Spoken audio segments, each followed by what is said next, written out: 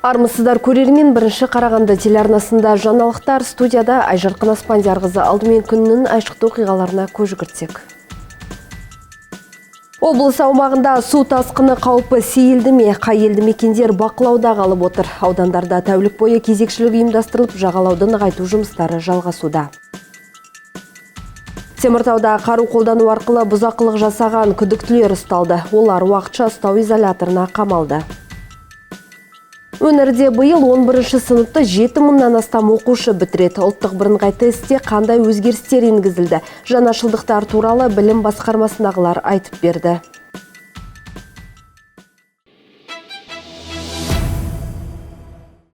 Облыс аумағында су тасқыны тұрақталып келеді. Дегенмен Ақтоғай мен Нұра аудандары әлі де бақылауда қалып отыр. Тәулік бойы кезекшілік ұйымдастырылған, жағалауды нығайту жұмыстары жалғасуда. Бүгінде өңірде су тасқыны қаупі сейілді. Тек Ақтоғай мен Нұра аудандарында жағдай тұрақсыз. Бұл елді мекендерде 40% қар әлі ерімеген. Сол себепті мамандар су тасқынының екінші толқыны болуы мүмкін деген болжам жасауда. Төтенше жағдайлардың алдын алу үшін қауіп бар аудандарға азаматтық қорғау қызметінің қосымша күштері мен құралдар тартылды. Барлық қажетті жұмыстар жүргізілуде, дамбылар нығайтылып, жергілікті атқарушы органдар мен қызметтер техникамен қамтамасыз етілді. Ірі су қоймаларына су келуі көлемі және ол су қоймаларынан су шығару көлемі де азаюда. 5 сәуір сағат 10:00-ден бастап Жартас су қоймасынан секундына 127 текше метр, Ынтымақ су қоймасынан секундына 500 текше метр су қазіргі кезде шығарылуда.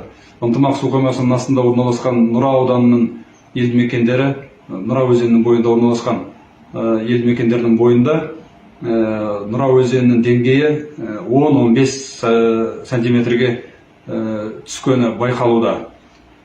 Дегенмен қорғаныс бөгеттердің басындағы инженерлік жұмыстар, нығайту жұмыстары және тәуліктік кезекшілік жалғасуда.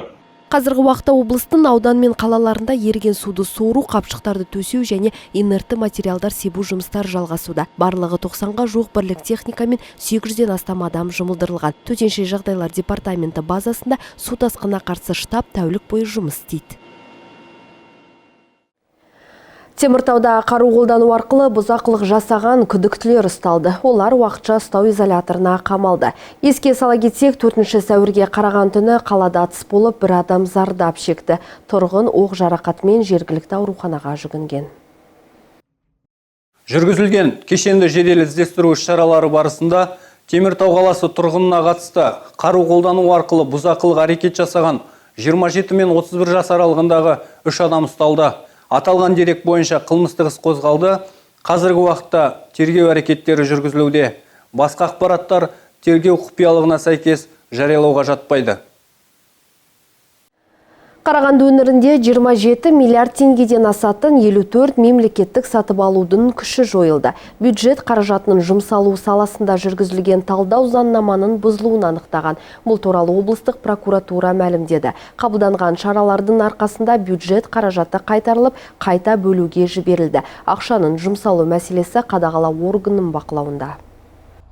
Балқаш қаласының тұрғын үй коммуналдық шаруашылық, жолаушылар көлігі және автомобиль жолдары басқармасының лауазымды тұлғалары су құбырын күрделі жөндеуден өткізу үшін 625 миллион теңгеге мемлекеттік сатып алуларды заң талаптарына қайшы түрде жобалық сметалық құжаттамасыз және сараптама қорытындысыз жүргізген. Тағы бір жағдайда шығарындыларды өлшеу мемлекеттік мекеменің құзыретіне жатпайтынына қарамастан, Қарағанды облысының табиғи ресурстар және табиғатты пайдалануды реттеу басқармасы ластаушы заттардың шығарындыларының мөлшерін өлшеуге арналған жабдықтар мен аспаптарды 75 миллион теңгеден астам сомаға сатып алуды негізсіз жоспарлаған.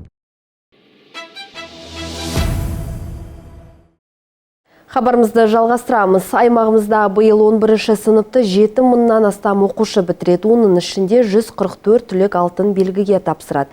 Қарағанды облысының білім басқармасының басшысы Гүлбақыт Жүнісова өңірлік коммуникациялар қызметінде өткен брифингте ұлттық бірыңғай тестілеудегі жаңалықтар туралы айтып берді. Түлектерге кезекті тестілеу 16 мамырда басталып, 5 маусымға дейін жалғасады. Ал ОБТ-дағы пәндердің саны өзгеріссіз қалады. Оның үшеуі міндетті және екеуі таңдау бойынша. Бірақ оқу сауаттылығы және математикалық сауаттылық сияқты міндетті пәндерден 5 тест сұрақ қысқартылды. Бейіндік пәндер бойынша сұрақтар саны 40-қа дейін өсіп, 5 тапсырма қосылды. Биылғы тапсырмалардың саны, жалпы саны өзгеріссіз қалады, 120 тапсырма. Оның ішінде Қазақстан тарихы пәнінен 20 тапсырма, оқу сауаттылығының пәнінен 10 тапсырма, математикалық сауаттылықтан 10 тапсырма және 2 бейінді пән бойынша 40 тапсырмадан. Ұпайлардың максималды саны өзгеріссіз қалды, бұл барлығы 140 балл. Тестілеу уақыты 4 сағат немесе 240 минутты құрайды. Бұл жерде айта кететін жайт, ерекше білім берілуіне қажеттілігі бар балаларға қосымша 40 минут уақыт беріледі.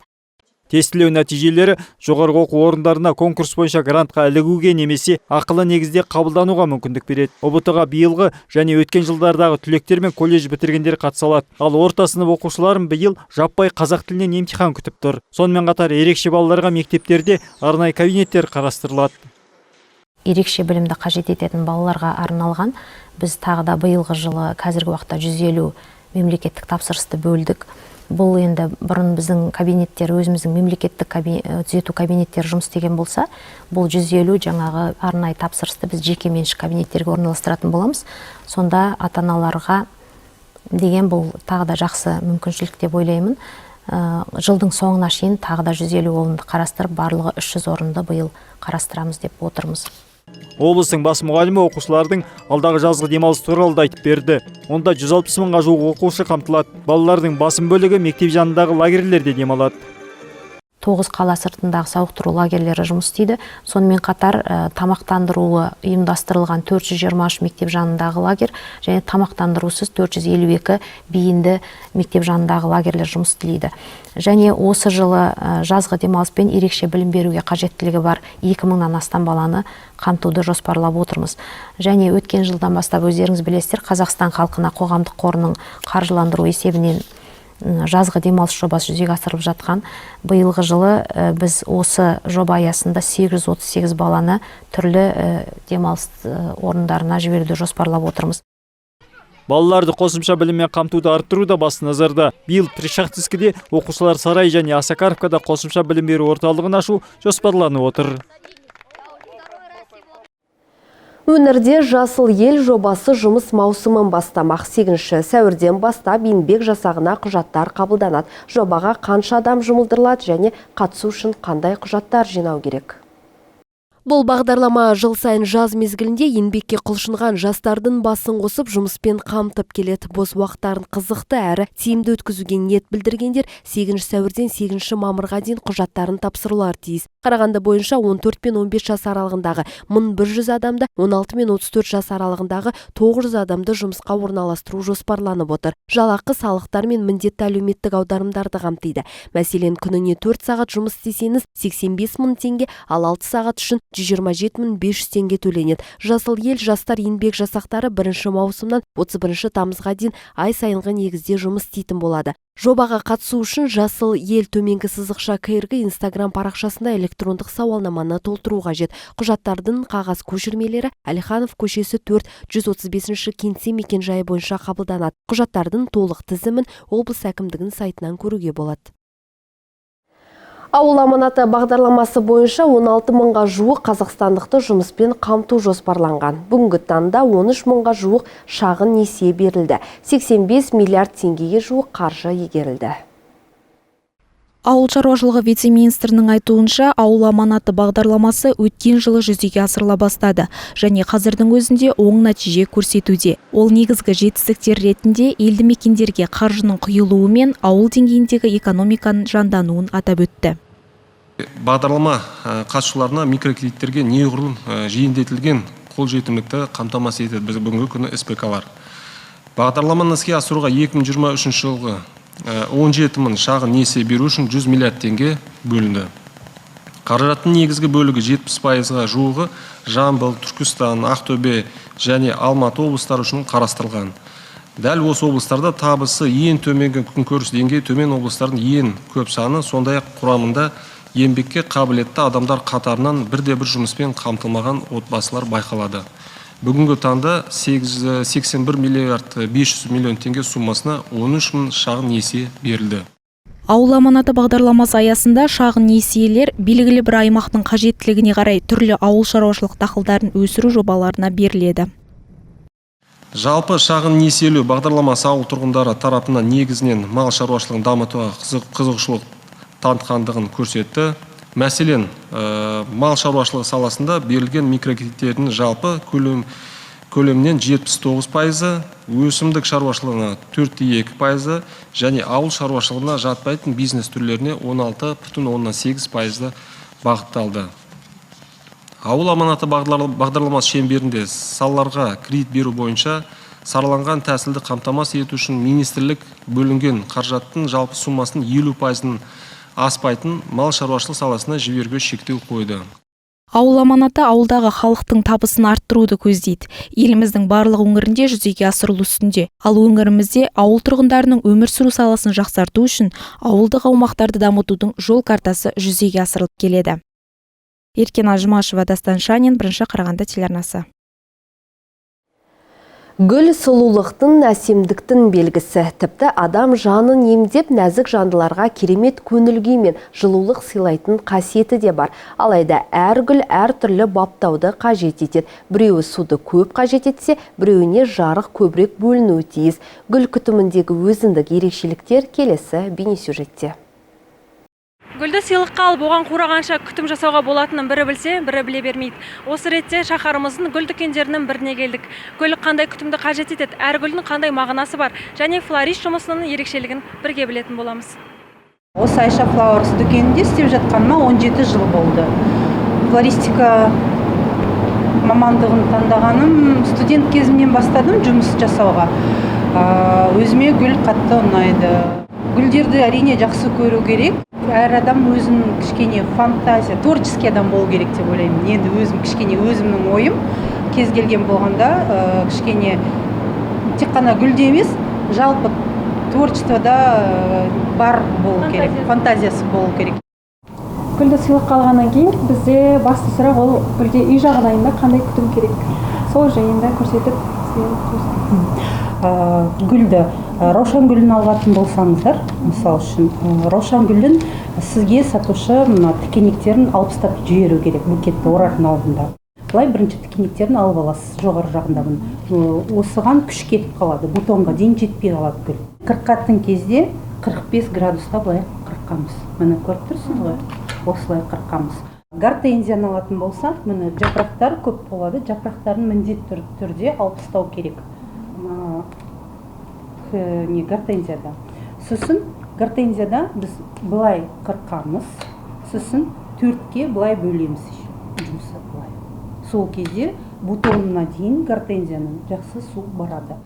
Қызыл раушан гүліне келсек, қызыл раушан гүлді сүйіктілеріне береді. Сүйіктілеріне бұл түсті цвет красный, цвет страсти и любви дейді. Сол себепті көбіне сүйіктілеріне береді ер кісілер.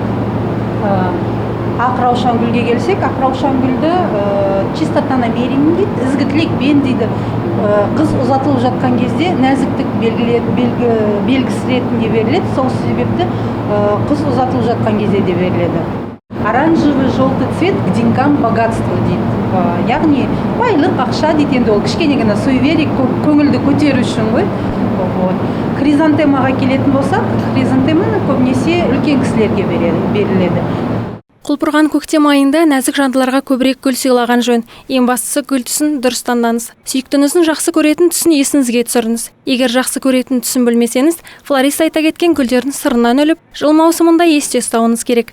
Негізгі көктем мезгілінде көзге қатты әсер етпейтін жеңіл, балғын гүлдерді сыйлаған дұрыс. Ашық хат жазуды да ұмытпаңыз. Қалық Айсұлу, Досжан Төлеутай, Дастан Шанин, Бірінші Қарағанды телеарнасы.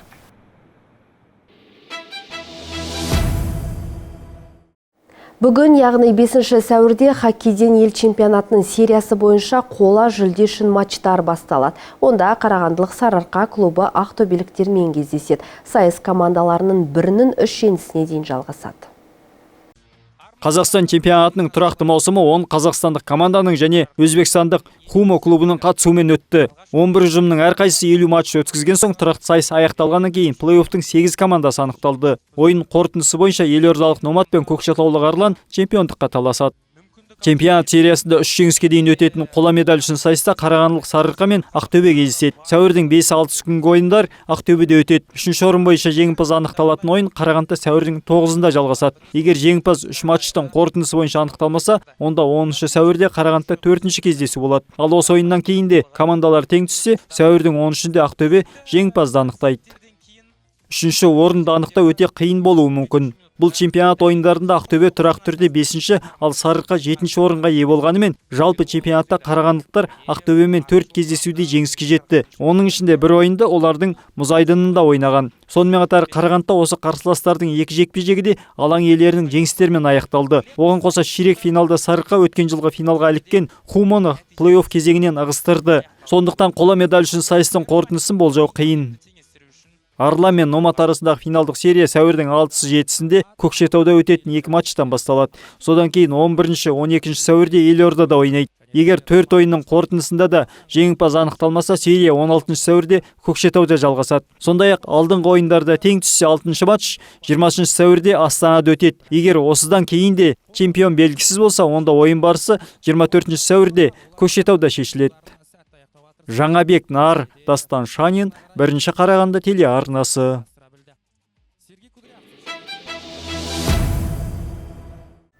Қасиетті жұма күні келіп түскен ақпараттар легі осындай болды. Егер қандайда бір қызықты жаңалықпен бөліскілеріңіз келсе, редакциямыздың 42-06-49 телефоны бойынша хабарласуыңызға болады. Алдағы демалыс күндерін сәтті өтсін, амандықта жүздескенше.